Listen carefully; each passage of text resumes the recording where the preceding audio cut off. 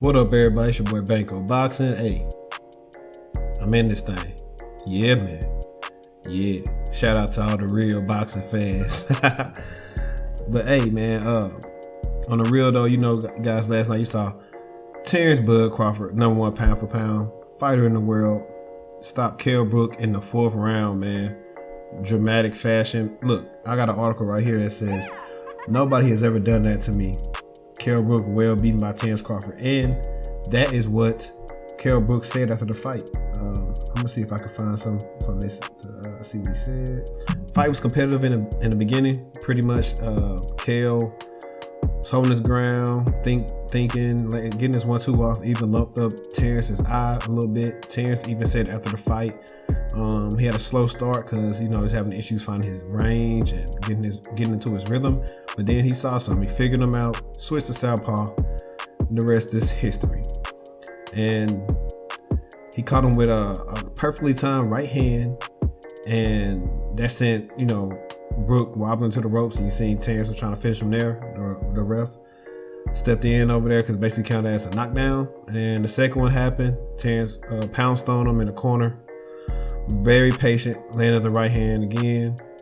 Or he landed another hand and got him in the corner and finished him. You know what I'm saying?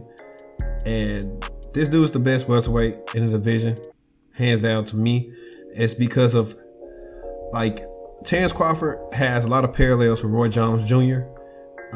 A lot of times people will always mess with Roy Jones. Like, you know, on his song, Y'all Must Have Forgot, he say, they got the nerve to say, I ain't fighting nobody, I just make them look like nobody. Terence makes the people he fights look like nobodies. These same people have, you know, hard fights with everybody else. And prime example, made Felix Diaz look easy. Felix Diaz had a war with Lamont Peterson. Made John Molina look easy. John Molina goes have wars with regular PBC welterweights. You know what I'm saying? So you got to give Terence props, man. He stays ready, so he don't have to get ready. Always ready. He's a finisher, elite fighter, elite competitor in this era right now. And you know, how can you hate him? And he's just menacing. He's just real nasty in there. Kell Brooks talking about he's gonna make him quit on the stool. So Bud is like Marshawn Lynch of boxing, man. He's a man of few words, and he's about that action, boss. So he take that personal when you say you're gonna make him quit on the stool. He's like, whatever you say, you gotta live by that in the ring. And yeah, if you guys don't know, Bud is around 5'8" with a 6'2" reach.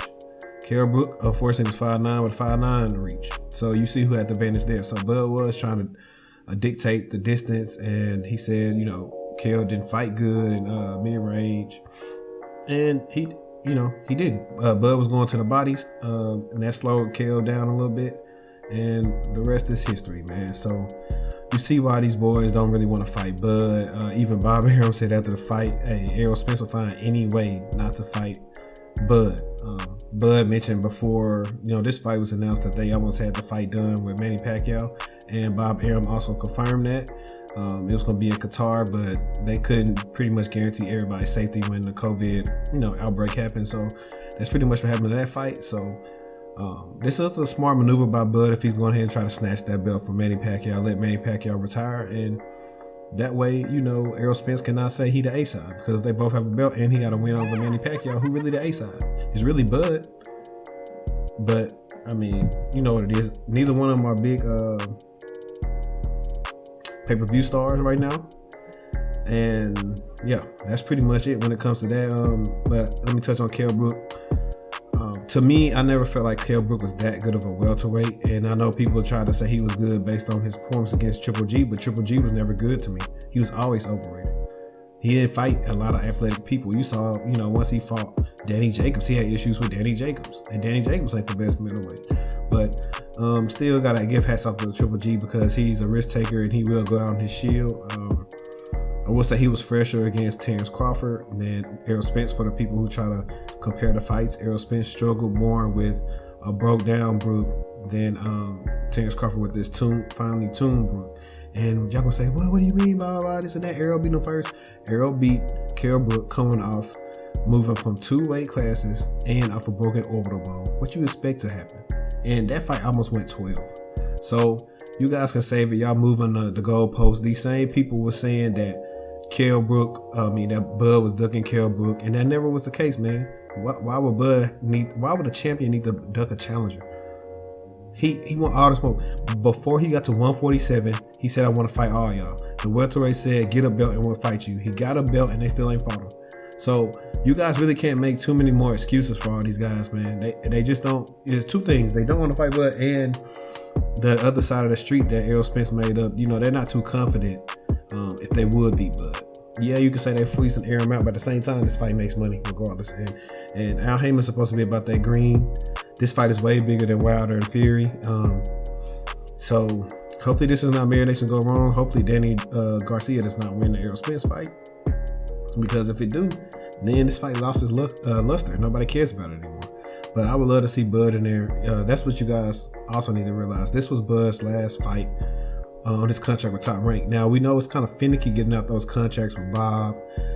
Maybe he got an extension or some other stuff in the wrap. So I don't expect Crawford to just go scot-free. If he goes, either he has to pay some money or he got to pay his dues or something. So be on the lookout for Crawford having those issues right there, guys. But if he is able to go to PBC, I'd love to see him fight a Keith Thurman. That's an excellent fight. Keith Thurman has excellent movement, and he can fight on his toes all night. And he would probably try to fight Bud, kind of like how he fought Danny Garcia. But the difference is, Bud is way more athletic than Danny Garcia, and he can cut the ring off, and he would go to Keith's body. But Keith also can punch, and Keith can hit you from awkward angles, so that would definitely be an interesting fight. He'll watch Danny Garcia. He'll beat Sean Porter, and of course, we want to see him against Errol Spence. Interesting styles make fights. Can't really use triangle theories in boxing, but yeah, man. Everybody just give Bud his props. Stop hating on him because he don't want to interview you. You know what I'm saying? Stop making clickbait. Think about it. If you always talking about the dude, he's never gonna talk to you.